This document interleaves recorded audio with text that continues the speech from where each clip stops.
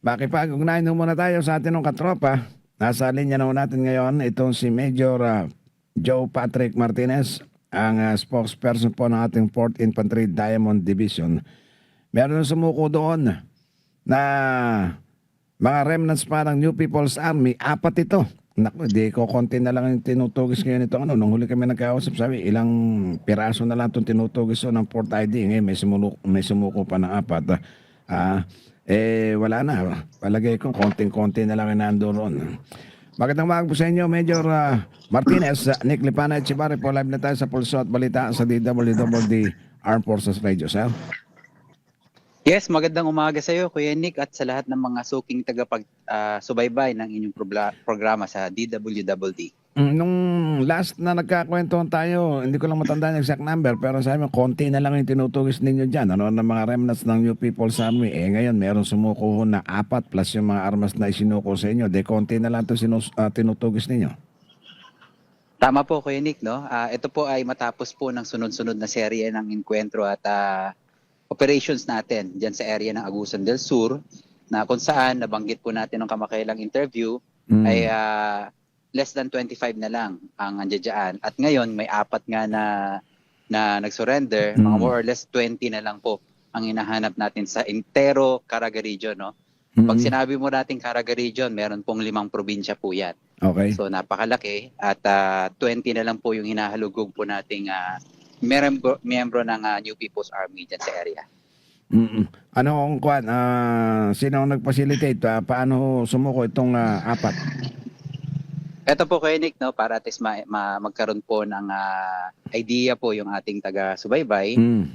Just 2 weeks ago, no, kung matatandaan po natin yung matinding inkwentro, 3 weeks ago, yung matinding inkwentro na nangyari dyan sa area ng Agusan del Sur, particularly sa La Paz. Ito po ay nagresulta ng pagkasawi ng isang mataas na leader na si Bonifacio Lutawan alias Tado. Yan po ay mayroong 4.3 million na patong, no, sa kanyang ulo dahil po sa kanyang mga cases, no, may 17 counts of murder cases po yan na naihain. At siya po ay well trusted at sinusunod at kinakatukotan sa loob ng kanilang hanay. Kaya nga po after po ng kanyang pagkamatay, nasundan po ito po ng pag-surrender ng dalawa doon po sa area ng Bukidnon under the 1st Special Forces Battalion. At ngayon naman po, nakakatuwang balita, under po ng 26 IB, no, diyan po sa Agusan del Sur, led by Lieutenant Colonel Gilguela. Ito po ay nagresulta po ng apat pa na NPA na nag-surrender dahil nga nakita nila na it's a lost cause already. Wala nang patutunguhan, sabi nga nila. After that, yung 5 baril na kanilang sinurrender, ito po ay pagpapatunay ng kanilang sincere at ang bukal na kanilang pag-surrender sa ating gobyerno at gusto nilang makatulong na sa pag-clear ng area ng Caraga Region. So yun po yung nakikita natin dito. Isa po dyan sa mga nag-surrender sa apat is a political officer, Kuya Nick, no? Pag sinabi po nating political officer, sila po yung nangangalaga sa mga activities ng Communist Party of the Philippines. Magaling na mabulaklak ang dila niyan. Pagtuturo ng mga kaisipang komunista sa kanilang mga hanay. So, ito po ay nakita po natin ang kanyang sincere na pag-surrender sa ating government dahil nga, ika nga nila, mahirap ito. Isa sa mga mahirap na pa-surrender ng political officer. Dahil ideology po yan, Kuya Nick. So, kanyang pinaniwalaan all throughout his life. Ngayon, makikita natin na siya mismo ang nagsabi na mali ang kanyang pinaniwalaan nung una pa lang. So, yung pong lahat ng napuntahan ngayon, medyo busy po sila, Kuya Nick, no, dahil nga sa pag-facilitate ng kanilang papeles paloob po sa Enhanced Comprehensive Local Integration Program at sa amnesty program nga po. Isa rin po itong pressure point, no, ng NPA dahil nga ang deadline na lang po ng pagsumite ng pag-file po sa amnesty program is March 16 of this year, no? So ilang araw na lang. Kaya siguro ito rin yung nakikita nila na rason kung bakit kailangan nila iba-ilang mag-surrender na sa government. Samantalay na lang pagkakataon at hanggat meron pang natitira, no? March 16 na-extend ba? Ang pagkaalam ko is 30 na. So baka nagkaroon ng Sorry Kuya Nick, no? 13, March ano? 13 pala, sorry. 13, March 13. 13. Medyo malapit Mga na yan. March malapit 5 na na. lang po. Oh. March So, 5 lang. Yung apat na sumuko nito, sa 26 IB, ano yun, kasama nung napatay na si Tado ba yun? opo, kasama po nila yan na sa mga areas. So ibig Kaya sabihin, kung nakikita, talagang malaki yung impact nung pagka neutralize kay Tado, no? Kasi even pati itong political leader nagawan sumuko dahil doon, ano? napakalaki po Kuya Nick, no? Yung iba naglaylo, according to them, no? Naglaylo, nagtago, dahil nga may psychological impact nga sa kanila yung dati nilang tinitingalan na akala nila walang kamatayan. Akala immortal. Napakatapang, napakapagsik sa loob ng hanay. Oo, kasi kung natatandaan po natin Kuya Nick, no? Just a few weeks ago, before his death, no? Ang ginawa po natin is, di ba, nasa atin nga ang kanyang pamilya, na-convince natin. Sila mismo ang tumawag na tinawagan mo. Talagang sabi nila, wala, dito na ako mamamatay, yung sinabi niya dati. So, ganun po siya katindi that even his own family kaya niyang talikuran dahil sa kanyang pinanindigan. So, ganun ang kanyang prinsipyo nitong namatay na leader nila. Kaya nung namatay siya, akala ng lahat na parang indispensable siya. Kalang parang hindi siya tatablan. Pero nung natablan, nung natablan, doon nila na-realize na, uy, hindi pala tayo ordinaryong NPA lang. Pwedeng tayo yan yung namatay na yan. So, pwedeng mangyari sa kanila. Pwedeng mangyari sa atin yan. So, yun yung isa sa mga nakita natin na pressure. At the same time, kaya nga, may whole of nation and whole of government initiative tayo. Last week, no, idudugtong ko na lang Kuya Nick, no, kasi para siyang teleserye ba. May 6 po tayo ng members ng NPA na nag-grant ng amnesty. First time in the Philippines, no, yung mga first grant is dito po sa Northern Mindanao. Amnesty yan, region, local amnesty board. Nabigyan sila ng amnesty.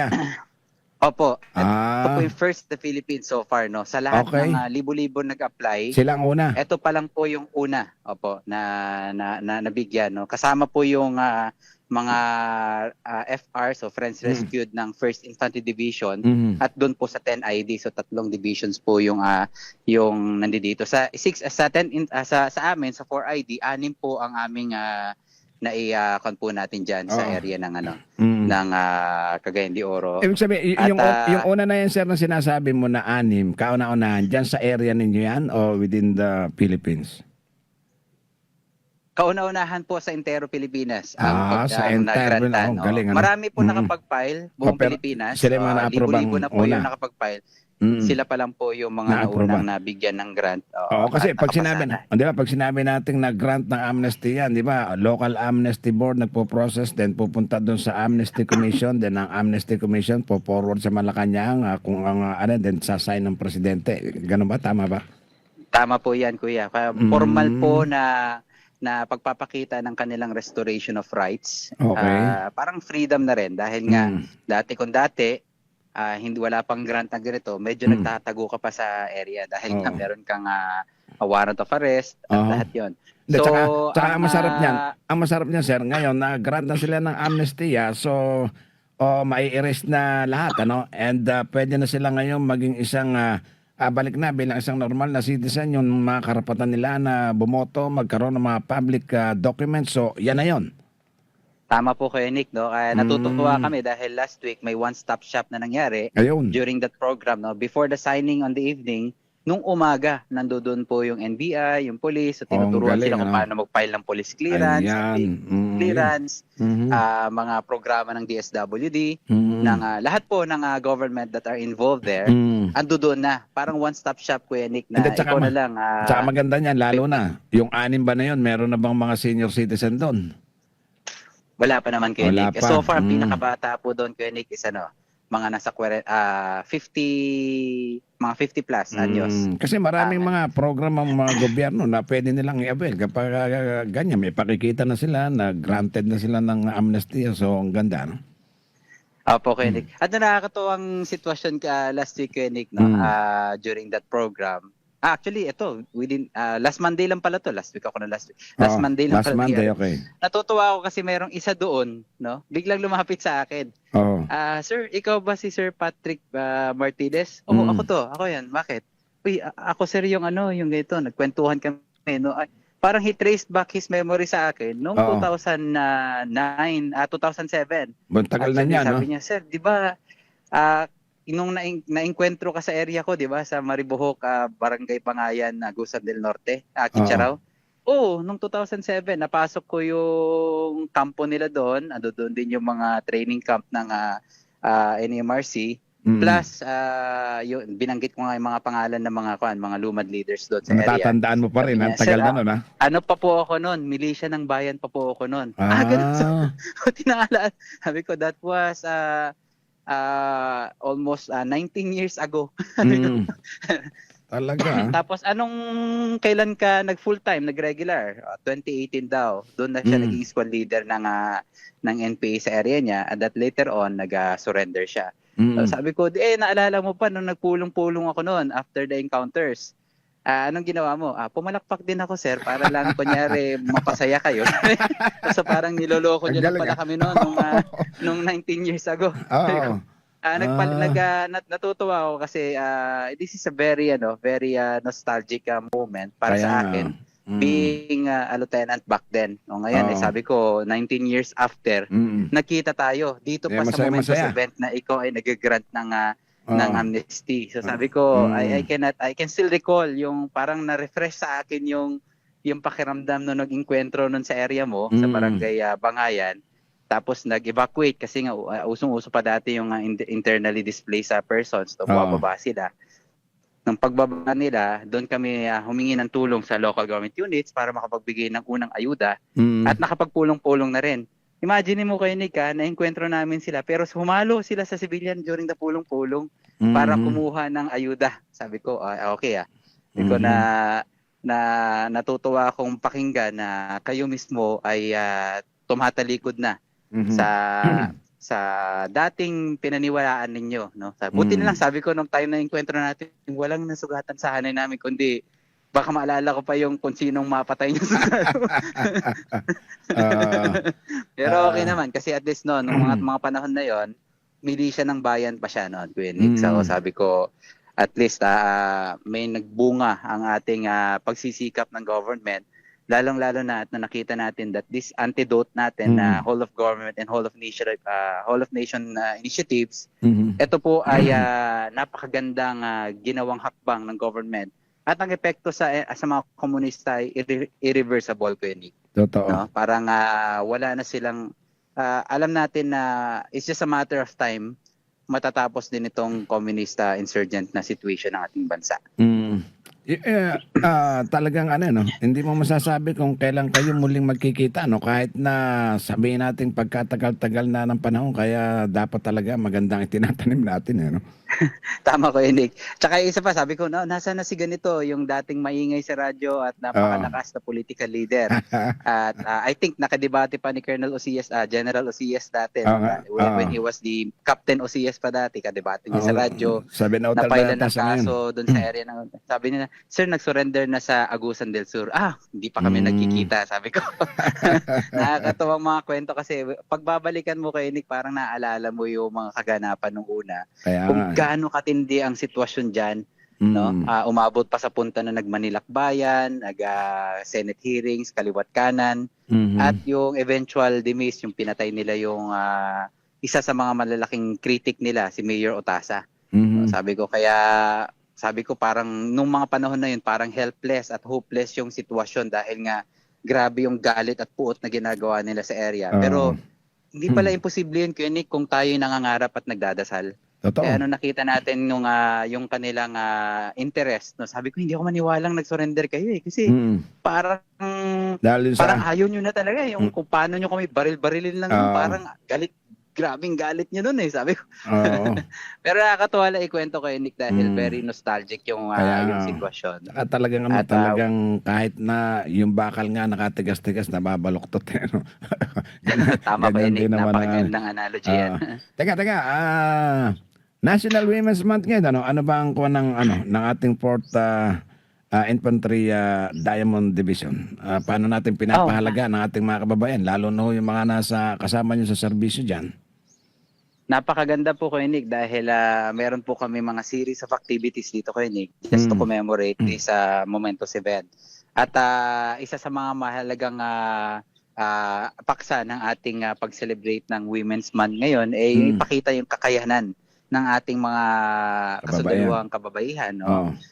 Not only here, but also how we perform our duties. Meron po kami mga squad challenges eh. Okay. It's actually composed of squads, puro mga babae. And then they will perform series of operations na ipapakita na yung mga usual na operations ito ay ang araw-araw nating ginagawa. So people are seeing it, may mga nakikita may mga civilian doon sa loob, nakikita nila kung paano perform yung ating mga kababaihan during the squad challenge. Then ikalawa, mayroon po mga programs that will actually parang mga seminars, information education campaigns, Nick, na ipakita yung roles po ng ating kababaihang sundalo sa institution po natin, no? That we have our equal important and vital roles to perform. Nakamit natin itong mga successes ng ating division, not only the division but the entire Armed Force of the Philippines, na napakaganda po ang nagbubunga po ng magandang resulta, especially during the civil military operations, Nick, no? Iba talaga pagka yung mga babae, they go to communities, parang may motherly touch. So, nagiging light din ang situation, and it helps us rebuild and reconnect with our people in the community, especially sa ngayon na restoration of communities ang ating pinaka-focus. Pero meron din ba kayong kumbaga yung parang appreciation doon sa kanilang contribution sa ating pong command para sa mga kababaihan natin? Kasama po yun, Nick, no? After the there will be culmination activities, but of course recognition of their momentous contribution to the division. May mga awarding ceremonies din na mangyayari, Nick. Pero siyempre, para lang yan, siyempre, hindi naman doon sa mga kababaihan lamang natin sa serbisyo, pati yung ating mga human resource, kasama yan. Kasama po, Nick, dahil isa sila sa mga ating backbone ng ating institution. Kung wala po ang ating mga kababayan sa civilian human resource, siguro mahihirapan po tayo, especially sa mga administrative aspects ng ating AFP. Ito po ay nagagampanan po ng buong puso ng ating mga kababayan, especially yung mga civilian human resource na ating mga kababayang kasama sa Armed Force of the Philippines. I see. Sir, thank you very much. Medyo wala na akong oras. So bigyan kita ng huling pagkakataon para po naman, sige, mag-iwan ka ng mensahe sa iba po nating mga kababaihan. Not only dyan lang, hindi lang dyan sa Port Diamond Division, sa buong army o sa lahat na ating po mga kababaihan about dito po sa National Women's Month.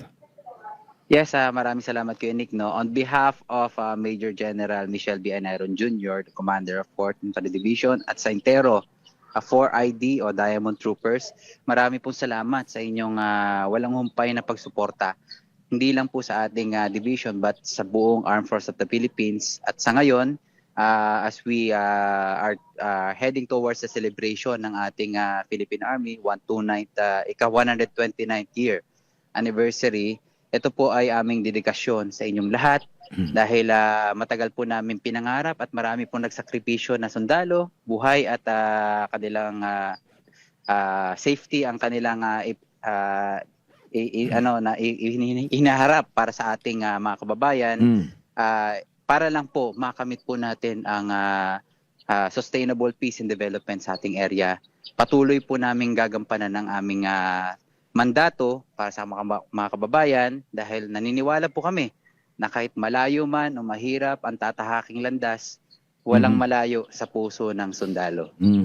O yung special woman mo, baka makakalimutan mong batiin. Oo, sa ating mga kababaihan, sa kasundaluhan, continue on inspiring and motivating every one of us. Dahil ito po yung pinaka-role ninyo sa inyong presensya na gagampanan po ng ating AFP, ang holistic approach at comprehensive approach niya when it comes to addressing the internal and external situation ng ating bansa, threat and security operations. So salamat at sana ipagpatuloy nyo ang inyong magandang suporta sa ating kasundaluhan at marami pa kayong ma-inspire ng mga kababayan natin civilians who will also join the noble profession of arms. Salamat at God bless you. Likewise, sir. Salamat and mag-iingat po kayo palagi. Yan po ang ating katropa, si Major Joe Patrick Martinez, ang spokesperson po nating 4th Infantry Diamond Division. Pulso at balita. Pangalan po ni Ron Angeles sa ating technical, Beto Niete sa ating pong production, Jaisin Bahon sa ating pong news department. Nagyan po sa inyo na isang magandang umaga kawal. Huwag po kayong bibitiw. Susunod na God to know. Ako po si Nick Lipana Echevarria. Mga maiinit na balita pupulsuhan sa Pulso at Balita, hosted by Nick Lipana Echevarria, tuwing Lunes hanggang Biyernes alas 6 hanggang alas 8 ng umaga dito sa DWWD Armed Forces Radio, Boses ng Kawal Pilipino.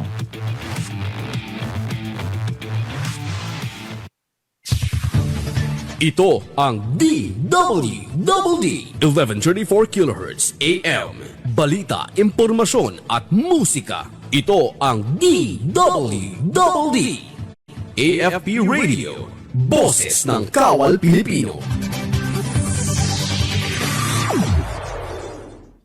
Kayo ay nakatutok sa DWWD AFP Radio. Kami po ay kasapi ng KBP, Kapisanan ng mga Broadcaster ng Pilipinas.